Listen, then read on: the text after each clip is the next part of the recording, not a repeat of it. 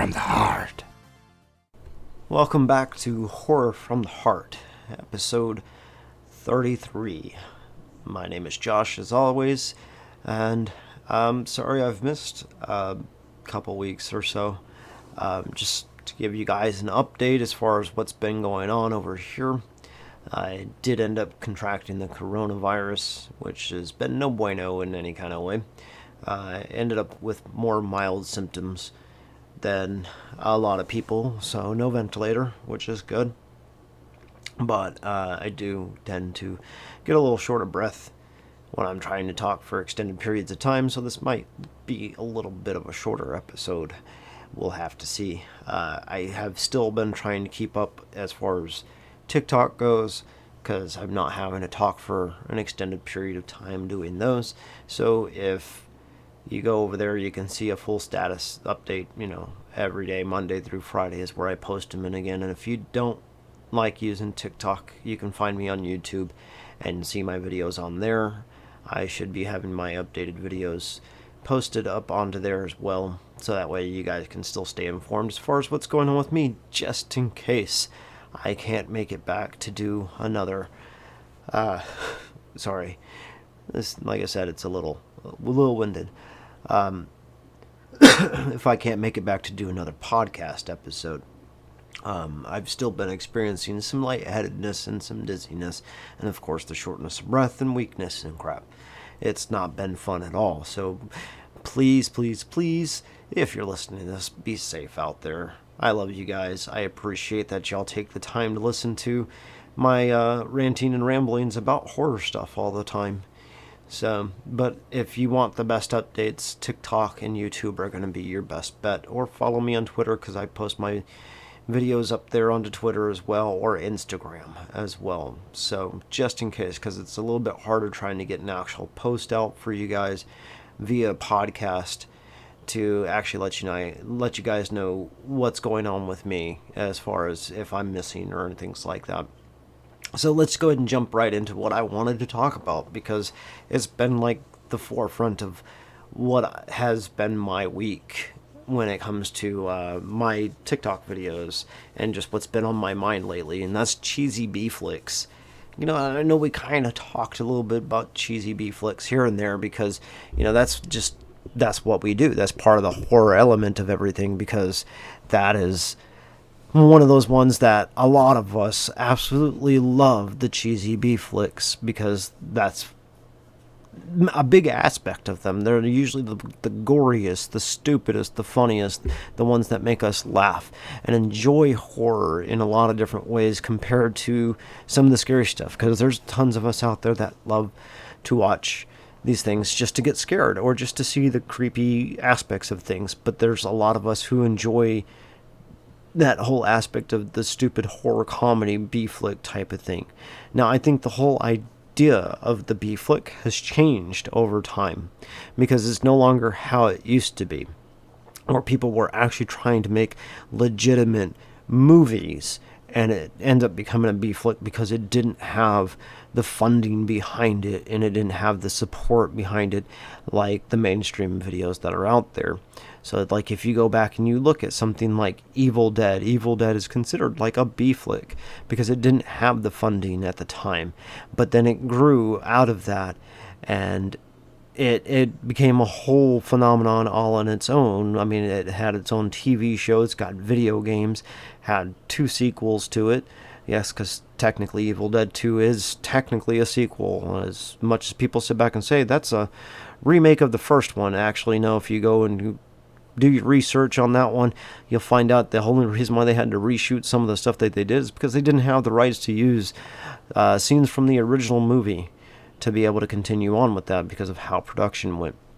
But, like, you look at that, and it was legitimate horror style type of movie, and it did have creepiness to it, but it was slapstick in a lot of ways. And I think that's kind of one of those things that makes certain B-flicks is because of the comedy element that's there. And it used to be that they weren't intentionally trying to be funny about things. It was more about, like, that just came off really funny. You know, I mean, hell, look at Ghoulies. Ghoulies would be something I would consider like a B flick because it's supposed to be creepy. It's supposed to be straight out horror, but it comes off in a very campy kind of way, you know, or, I mean, Troll 2, you know, I mean, granted, that was like from going to the United States to overseas, of course, it was, you know, an overseas type of production and stuff like that. If I remember right, it was like an Italian production. And a lot of the Italian productions end up becoming cheesy B flicks from back in the day, not more recently, but from back in the day, of course.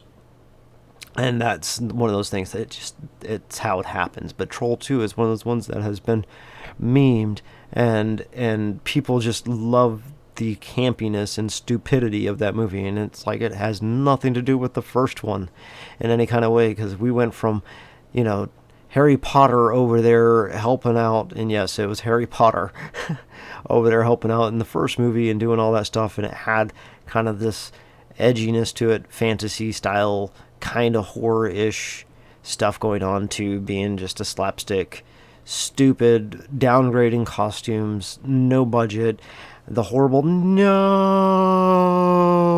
type of thing, you know? I mean, if you know what I'm saying on that part, you've seen the meme, you've seen it parodied so many different freaking times.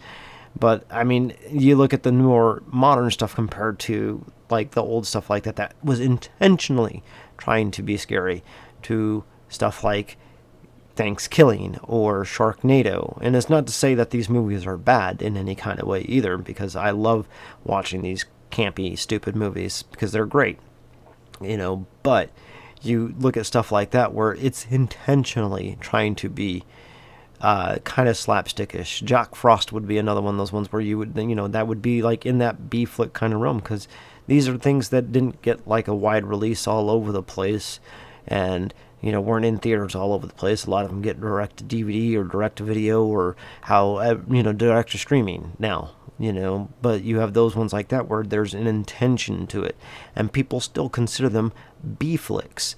But the budgets on these things have gone up immeasurably, and that was one of those things that made a B flick a B flick, was the factor that you're talking about movies that didn't have the budget to be able to do what they did, and that's why they're considered B flicks. It's not A-grade material. It's not A-grade type of stuff to where they had this magnificent budget to do that kind of stuff. I mean, hell, the Sharknadoes would be a prime example where people consider those B flicks. But if you look at the budget that they get for that, look at the graphics. I mean, granted, like, it's not like the most stellar CGI out there or anything like that, but you look at the factor that they have a budget to be able to do what they do with those things, and the way that one grew in popularity too, and people still consider it within the B flick realm. Me personally, I don't know if you would consider that B flick, or more, you know, horror comedy than anything, compared to it being just what we would naturally consider a B flick movie. Now, I know things change over time and things progress, because that's just how life goes. I mean, prime example, look at the way we went from censoring a lot of the stuff that we did way back in the day to being downright absolutely gory with some of the stuff that we have nowadays. I mean, Human Centipede, Serbian film, things like that, you know. I mean, it's absolutely just right there in your face compared to how it used to be. So yeah, things progress, but that's something right there where it's like, I don't, you know, like I said, for me, I always thought of the idea of a B flick being one of those ones where it wasn't intentionally made to get somebody to laugh, or, you know, have it feel like it was like, oh man, this is so stupid, it's great type of thing. It was more one of those ones where it's like they were trying to be scary. They were trying to actually develop something that was meant to instill that horror vibe into you, compared to how it is nowadays, where I know we throw comedy into a lot of things because it makes it easier for people to take, but they intentionally throw this kind of stuff out there to make it more like that, rather than being the way it was. You know, I mean, where the campiness was not intentional. But I'm kind of curious, you know, because I'm going to go ahead and end about right here because I'm starting to feel that windedness come on a little bit more. I'm curious as to what you guys think about that. I mean, do you guys like the B flicks that are out there? Do you feel like B flick has progressed? Do you guys think that B flick is just one of those things that has evolved into how it is nowadays, and that's the way it should be? Or is it one of those ones where it's like you like the idea of it something that was intentionally trying to be a horror movie and became what it was because it's cheesy and crappy and we love it? I'm really kind of curious. So if you are listening to this on podcast, give me a follow. Leave me a review if you like this. If you are watching this on YouTube, of course, there's nothing there. You're just listening to my voice. Hit that like button, hit that follow button, hit the subscribe button. Leave me a comment down there below and let me know what you think about this whole entire topic and everything like that. And of course, if you want daily horror facts, I do Monday through Friday over on TikTok. I also put those out onto YouTube and onto Twitter. Just search for Horror from the Heart. And I am also on Instagram as well. If I remember right, it's the official Horror from the Heart on Instagram. So any place that you want to be able to check out at least the daily horror facts if you're not into TikTok. You can find me there. You can get status updates as far as how I'm doing because I'm hoping that this crap passes. Stay safe out there. I love you guys. You guys are absolutely fantastic for taking the time to listen to this stuff. And if you've made it all the way to the end, have yourself an absolutely fantastic day. And I hope to be able to see you guys in the next video or podcast or next time. Let's just say next time.